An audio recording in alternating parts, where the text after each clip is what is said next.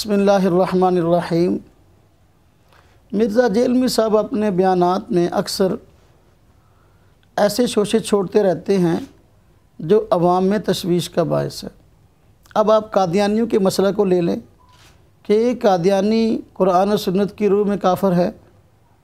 कुरान करीम की वाज़े जो आयात हैं ख़त्म नबूवत पर दलालत करती हैं, अहादीस हैं वो भी वाज़े तौर पर अक़ीदा ख़त्म नबूवत को वाज़े करती हैं।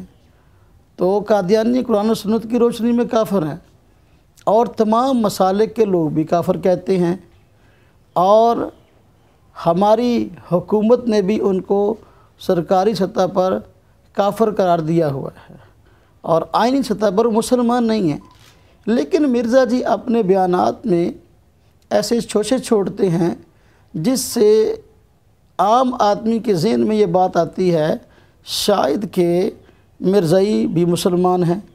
जिस तरह के उन्होंने अपने बयानात में इस तरह के जुमले इस्तेमाल किए हैं कि जी मिर्ज़ाई इस वजह से काफ़िर हैं कि हमारे बाप दादा मिर्ज़ाई नहीं हैं।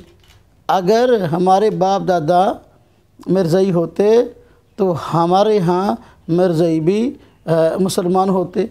अब इस तरह का जुमला बोल कर शोशा छोड़ कर आवाम में अजीब तासुर फैला दिया उन्होंने। हम मिर्ज़ा जी को कहते हैं इस तरह की बातें करने से गुरेज करें।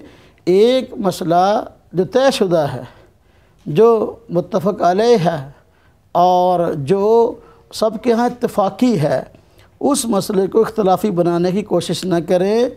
आपके इन बयानात की वजह से आपके मुतल्लिक़ ये जहन बनता है कि आप मिर्ज़ाइयों के एजेंट हैं। आप सुने ज़रा मिर्ज़ा साहब का ये जुमला। इसलिए मैं बड़ा नंगा जुमला बोलता हूँ कि कादियानी सिर्फ इसलिए काफिर है कि आपके अम्मी अबू कादियानी नहीं है, वरना अगर आपके और मेरे अम्मी अबू कादियानी होते तो हम बड़े आसानी के साथ अपने आप को मुसलमान और गैर कादियानियों को काफिर समझ रहे होते। कादियानी सिर्फ इसलिए काफिर है कि आपके माँ बाप कादियानी नहीं है, वरना अगर आपके माँ बाप कादियानी होते तो कादियानी मुसलमान होते और बाकी सारे काफिर होते।